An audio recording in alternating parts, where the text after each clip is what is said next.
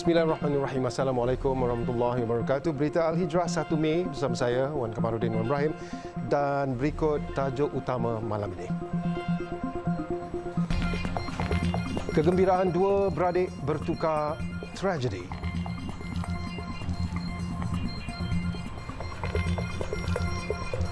Juga isu gaji minimum akan diselesaikan bulan depan.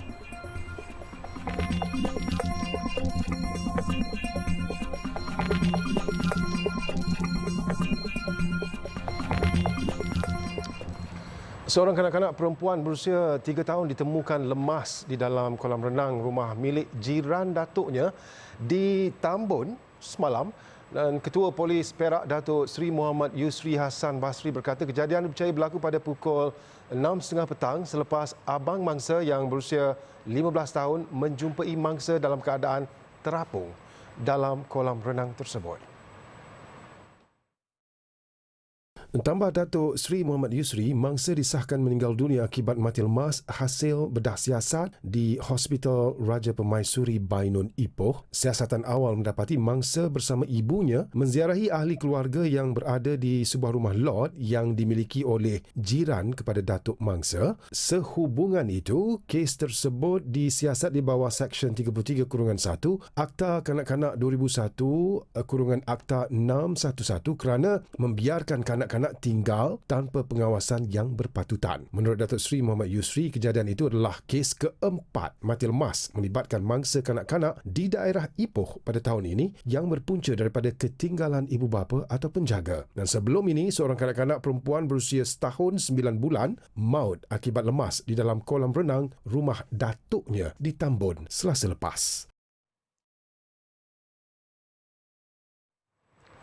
Sementara itu, dalam kejadian petang tadi, dua beradik perempuan lemas ketika bermandi-manda di pantai Tanjung Buloh, Tanjung Sedili. Mangsa lemas dikenali sebagai Siti Nur Salina Johari, 10 tahun, dan kakaknya Siti Rabiah, 13 tahun. Menurut Komando Operasi Penolong Pegawai Bomba dan Penyelamat Muhammad Khairul Sufiandari, seramai 9 anggota dari Balai Bomba Bandar Penawar dikerahkan ke lokasi kejadian selepas menerima panggilan kecemasan, dan sebaik tiba di lokasi, pihaknya mendapati seramai 4 orang mangsa terlibat dalam kejadian. 2 daripada mangsa berjaya diselamatkan orang awam, manakala 2 lagi kanak-kanak perempuan disahkan meninggal dunia oleh pegawai Kementerian Kesihatan KKM.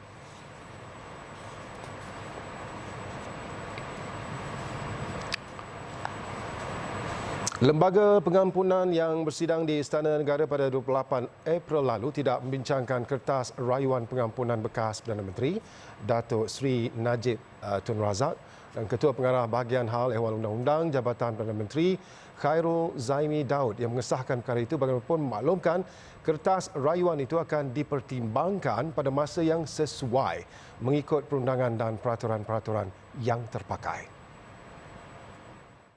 Beliau yang juga Setiausaha Lembaga Pengampunan bagi Wilayah Persekutuan Kuala Lumpur, Labuan dan Putrajaya dalam satu kenyataan berkata, lembaga yang bersidang 28 April lalu mempertimbangkan 10 kes rayuan pengampunan di bawah Peraturan 54 dan Peraturan 113 Akta Penjara 2000. Tambah beliau, mengikut perkara 42 Perlembagaan Persekutuan yang di-Pertuan Agong berkuasa memberi ampun, tunda hukum dan lega hukum berkenaan dengan segala kesalahan yang telah dibicarakan oleh Mahkamah Tentera dan segala kesalahan yang dilakukan di dalam wilayah Persekutuan Kuala Lumpur, Labuan dan Putrajaya. Manakala Raja atau Yang di-Pertua Negeri pula berkuasa memberi ampun, tunda hukum dan lega hukum berkenaan dengan segala kesalahan lain yang dilakukan di dalam negeri-negeri tersebut. Datuk Seri Najib ketika ini sedang menjalani hukuman penjara 12 tahun selepas Mahkamah Persekutuan pada Mac lalu menolak permohonan bekas Perdana Menteri untuk menyimak semula sabitan dan hukuman dikenakan terhadapnya berhubung kes penyelewengan dana SRC International Sdn Bhd. Dalam permohonannya, Najib 69 tahun memohon membatalkan keputusan yang dibuat panel 5 Hakim Mahkamah Persekutuan yang dipengerusikan Ketua Hakim Negara Tun Tengku Maimun Tuan Mat pada 23 Ogos 2022. Pada 28 Julai 2020, Hakim Mahkamah Tinggi ketika itu Datuk Muhammad Nazlan Muhammad Ghazali mendapati Datuk Seri Najib bersalah terhadap 7 tuduhan pecah amanah menyalahgunakan kuasa dan pengubahan wang haram dan memerintahkannya dipenjara 12 tahun dan denda RM210 juta.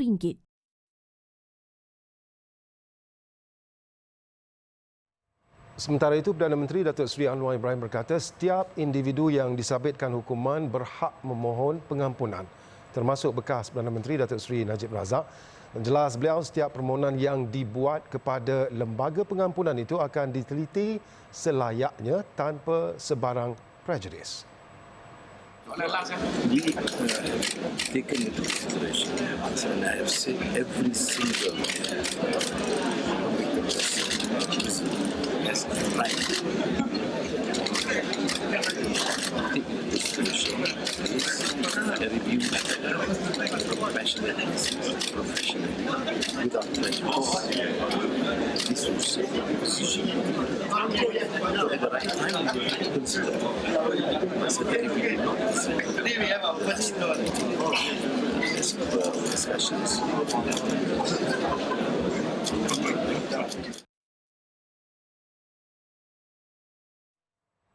Semua isu berbangkit gaji minimum akan diselesaikan dalam mesyuarat Kabinet bulan depan. Mengakui bahawa pelaksanaannya sukar dan rumit. Perdana Menteri Datuk Seri Anwar Ibrahim optimis untuk memuktamadkan sepenuhnya sekaligus mencari penyelesaian sekali untuk semua. Tuan lihat, betapa suka. Pelaksanaan gaji minimum begitu sukar sekali. Ya, begitu sukar. Hiruk pikuk di sini pelaksanaan. Sebab itu dalam mesyuarat Mahti bulan depan kita nak selesaikan once and for all. Beliau berkata demikian ketika menyampaikan amanat sempena sambutan Hari Pekerja 2023 di Pusat Konvensyen Antarabangsa Putrajaya PICC hari ini. Perintah gaji minimum dengan kadar RM1,500 sebulan telah berkuat kuasa 1 Mei tahun lalu untuk semua sektor tanpa mengira wilayah bagi majikan yang menggajikan 5 pekerja atau lebih. Dalam ucapan sama, beliau turut membangkitkan isu gaji penjawat awam yang akan dikaji semula, malah keutamaan itu akan diberikan jika hasil negara memberangsangkan. Beliau memohon diberi masa setahun bagi menyelesaikan isu gaji penjawat awam sejajar dengan komitmen kerajaan Madani untuk terus membela kebajikan penjawat awam di negara ini. Sambutan Hari Pekerja itu turut dihadiri Timbalan Perdana Menteri Datuk Seri Dr. Ahmad Zahid Hamidi, Menteri Sumber Manusia V. Sivakumar dan Menteri di Jabatan Perdana Menteri Datuk Dr. Muhammad Naim Mukhtar.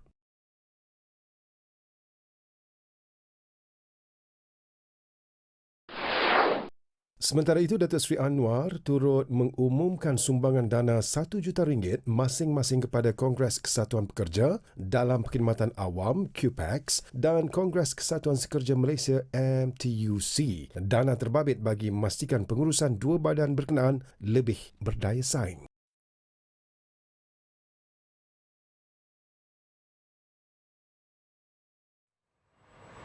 Dan ketika diminta mengulas berhubung cadangan agar kadar caruman kumpulan wang simpanan pekerja KWSP bahagian majikan dinaikkan kepada 20% berbanding 13% ketika ini. Datuk Seri Anwar berkata cadangan berkenaan telah dikemukakan sebelum ini namun belum dibawa ke mesyuarat Kabinet. Kita belum bawa kita bincang dulu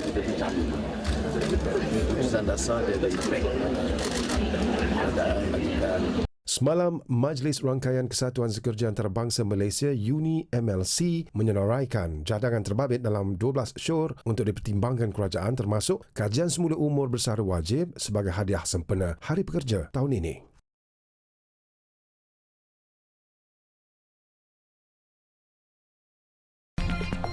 Penduduk di Kelantan sukar dapat bekalan gula. Kekurangan bekalan gula di Kelantan yang didakwa berlaku sejak 1 Syawal lalu terus menimbulkan keresahan dalam kalangan peniaga dan penduduk. Dan tinjauan kru Berita Al-Hijrah di beberapa kedai runcit sekitar Kota Baru mendapati keperluan asas itu sukar didapati dan pemborong mendakwa bekalan itu terputus.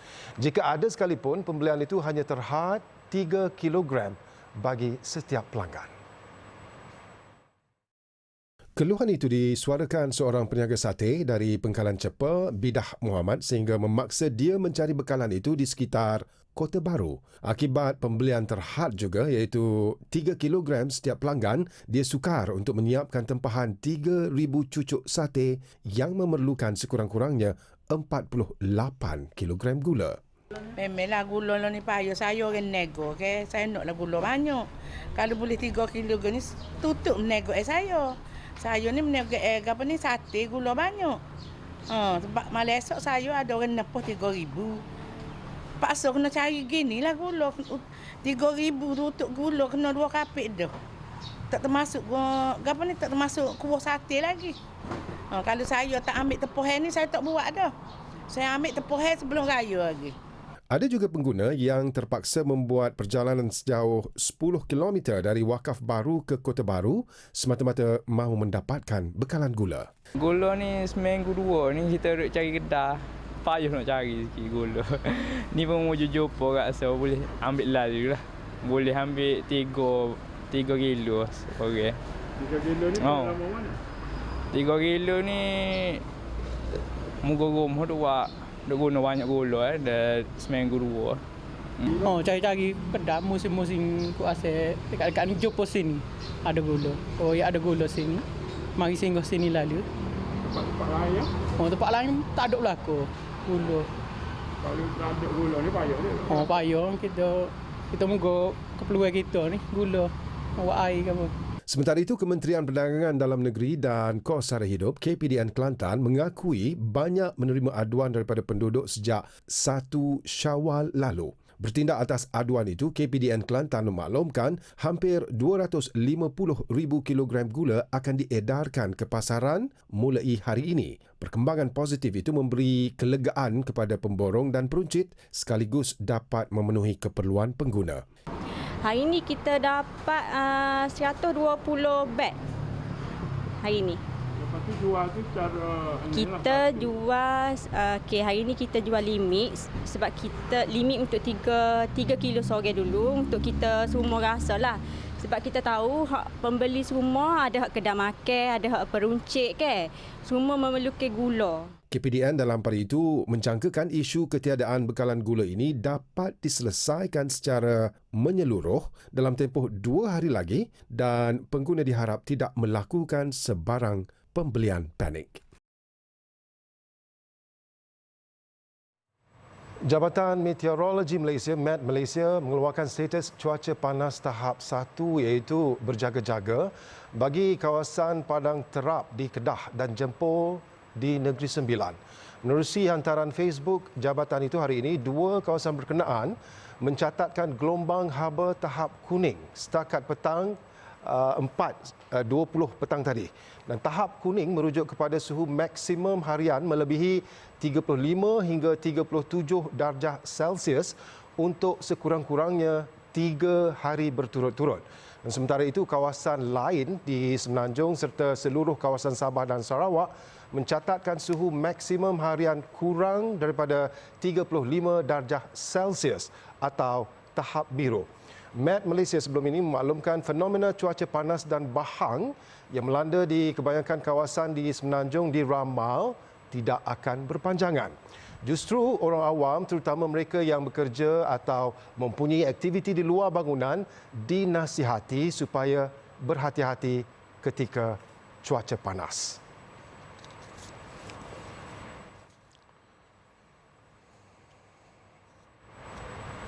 Peruntukan tambahan sebanyak 3.07 juta ringgit bagi pembinaan Masjid Changlun, Kedah yang diumumkan Perdana Menteri semalam memberi sinar buat karya setempat yang telah lama mengimpikan ruang solat yang kondusif. Dan Timbalan Pengurusi Masjid Ihya Ulumuddin Zainul Abidin Muhammad berkata sudah tiba masanya masjid berusia hampir 100 tahun dinaik taraf bagi menampung peningkatan jemaah. Hampir 100 tahun lebih dah masjid ini. Bila Perdana Menteri buat pengumuman, kami rakyat Changlun rasa amat teruja kerana Perdana Menteri prihatin kepada rakyat Changlun di sini. Jadi kita berharap sangatlah masjid ini dapat dibina dengan segera untuk selesai masalah penduduk Changlun kita sini. Pembinaan masjid di atas tanah seluas 3 ekar ini terhenti ketika Perintah Kawalan Pergerakan PKP. Namun dengan tambahan dana 3.07 juta ringgit, pembinaannya akan dilakukan segera dan ia dijangka siap dalam tempoh 6 bulan. Masjid yang mungkin akan dibina dengan infrastruktur yang lebih moden sesuai dengan zaman dan kehendak serta keperluan masyarakat kita pada hari ini. Memandangkan dalam Qaryah Pekan Changlun sendiri pun penambahan penduduk tu semakin hari semakin banyak dengan penambahan perumahan, taman dan sebagainya, institusi pengajian dan sebagainya. Jika ia siap kelak, ia bakal memberikan keselesaan kepada jemaah dan musafir, malah pelbagai aktiviti keagamaan dapat dianjurkan. Pada hari Jumaat melimpah ruah dan hari raya apatah lagi sehingga bahagian luar terpaksa dibuat hamparan. Jadi dengan tambahan peruntukan ini dapat membina masjid baru. Jadi kita limpahan itu dapat diatasi. Semalam kerajaan bersetuju untuk meneruskan pembinaan Masjid Changlun dengan jumlah peruntukan tambahan sebanyak 3.07 juta ringgit. Ia adalah sebahagian komitmen kerajaan perpaduan dalam menggalas tanggungjawab selain meletakkan hak rakyat sebagai keutamaan ketika ini. Jenazah tokoh Qari Malaysia Allahyarham Dato' Abdul Haq Elias Abdul Ghani Abdullah 81 tahun selamat dikebumikan di Tanah Perkuburan Islam Kampung Batu Hampar Kanan kira-kira jam 11 pagi tadi. Yang terdahulu Allahyarham yang juga Johan Tilawah Al-Quran peringkat kebangsaan dan antarabangsa mengembuskan nafas terakhirnya pada jam 9.45 malam semalam. Pemergian Dato' Abdul Haq dimaklumkan anak Allahyarham Azrai Abdul Haq yang juga Qari Malaysia menerusi hantaran di Facebook dan turut merakam ucapan takziah kepada keluarga Allahyarham Menteri di Jabatan Perdana Menteri Hal Ehwal Agama Dato' Dr. Muhammad Naim Mokhtar. Dalam hantaran di Facebooknya, Dato' Dr. Muhammad Naim menyifatkan Allahyarham Dato' Abdul Haq sebagai seorang tokoh ilmu taranum Al-Quran yang amat dihormati dan banyak menyumbang kepada pembangunan ilmu taranum Al-Quran. Tambah beliau, keluarga almarhum sentiasa menjadi contoh sebagai keluarga yang menghidupkan Al-Quran, malah almarhum telah membimbing serta mendidik para qari dan qariah di Malaysia.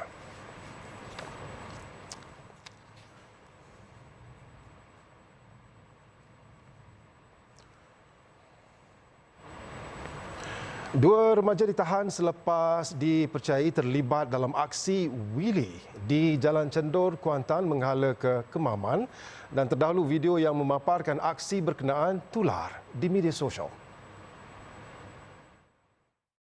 Kedua-dua remaja masing-masing berusia 17 tahun itu ditahan polis di hadapan rumah lelaki terbabit di Kampung Balok. Ketua Polis Daerah Kuantan SCP Wan Muhammad Zahri Wan Busu berkata, kedua-dua suspek ditahan anggotanya dengan mengesan alamat lengkap pemilik kenderaan dan penunggang motosikal terbabit antara 11.30 pagi hingga 2.30 petang. Menurut SCP Wan Muhammad Zahri, aksi tersebut membahayakan diri sendiri malah pengguna jalan raya lain. Kedua-dua suspek dibawa ke Balai Polis Trafik Kuantan dan disiasat di bawah Seksyen 42-1 Akta Pengangkutan Jalan 1987.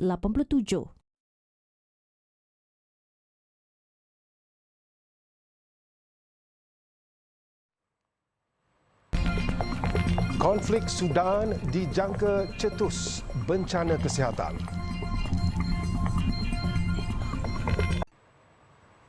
Genjatan senjata di Sudan dilanjutkan selama 72 jam berkuat kuasa tengah malam Ahad.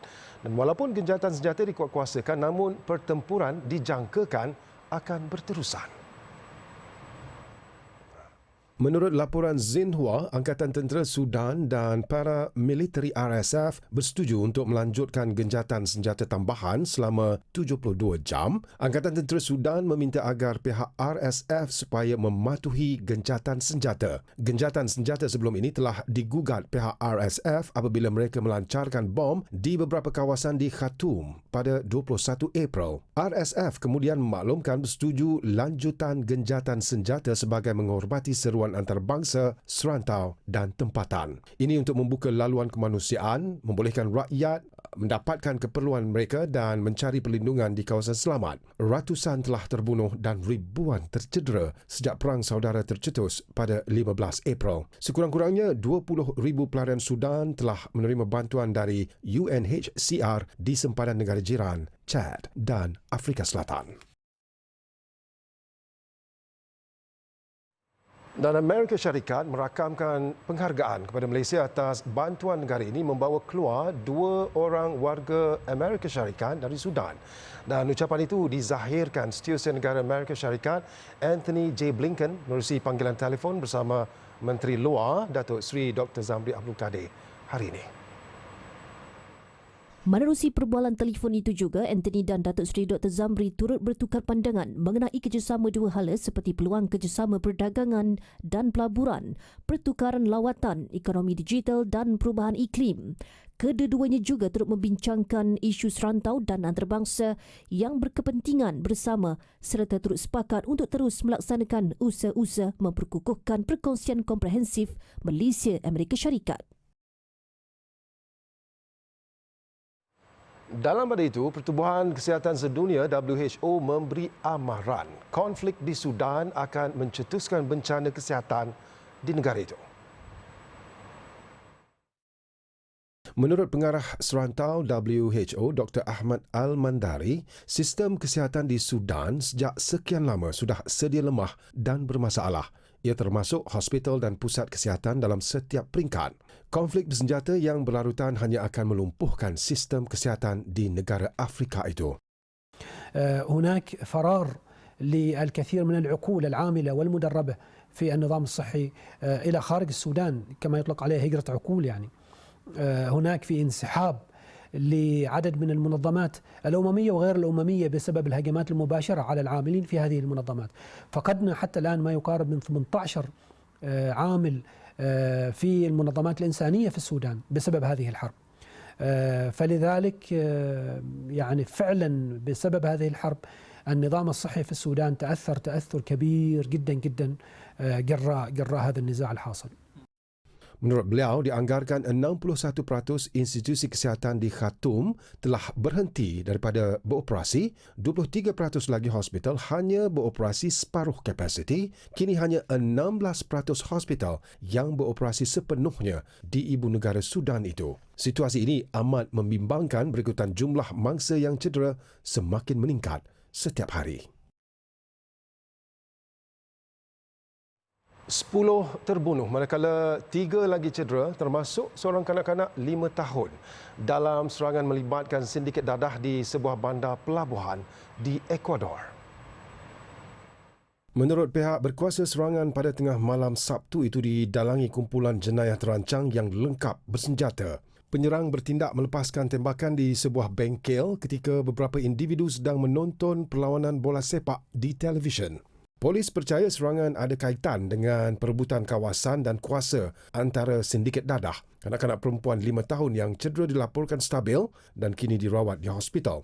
Bandar Guayaquil yang menjadi antara hub ekonomi utama Ecuador berdepan masalah keganasan geng sindiket dadah yang serius sehingga memaksa pihak kerajaan mewartakan undang-undang darurat.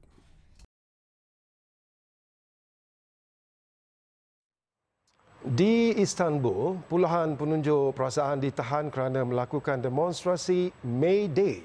Demonstrasi besar-besaran di Taksim Square itu sebagai satu referendum kepada Presiden Recep Tayyip Erdogan bersempena Hari Pekerja hari ini. Protes menjadi kecoh setelah berlaku pergelutan antara penunjuk perasaan dengan polis.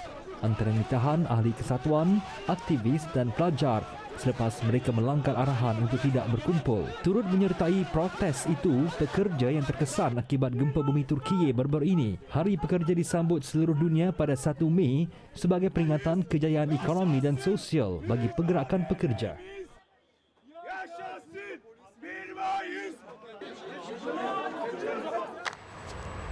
Baik, sekian untuk malam ini. Banyak lagi kandungan berita Al Hijrah menerusi platform media sosial seperti Facebook, Twitter, YouTube, Instagram dan TikTok. Dan jangan lupa alhijranews.com untuk laporan berita dalam dan luar negara serta artikel eksklusif. Saya Wan Kamarudin Wan Ibrahim, satukan ummah dengan ilmu bagi memperkasa Malaysia Madani. Assalamualaikum warahmatullahi wabarakatuh. Jaga diri. Selamat malam.